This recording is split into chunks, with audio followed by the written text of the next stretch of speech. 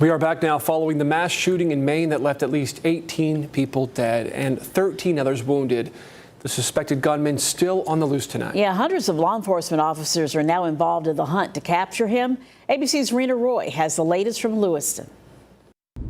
Officials confirming at least 18 people have been killed and 13 others wounded after a heavily armed gunman opened fire at 2 locations in Lewiston, Maine.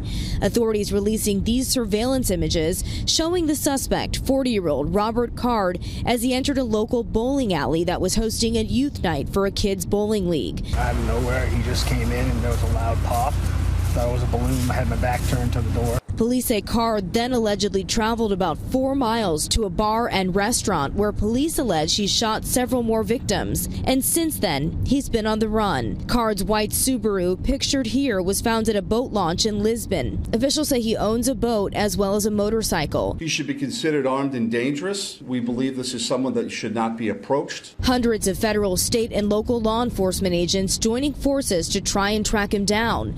A shelter-in-place advisory is in effect for several communities. Many schools and businesses in the state closed as the manhunt continues. I do ask the public to continue to be mindful of their own personal safety. Over the summer, Card was deployed to a military training center in upstate New York to support training for West Point cadets. A defense official telling ABC News that back in July, he was behaving erratically and out of concern for his safety was taken to a mental health facility for evaluation. He spent 2 weeks there and allegedly threatened to shoot up a National Guard facility in Maine. One source telling me this is the worst case scenario involving a highly skilled gunman who is irrational. Card is a firearms expert and Army reservist with a history of mental illness. Flags at the White House and across Maine have been lowered to half staff in memory of the victims.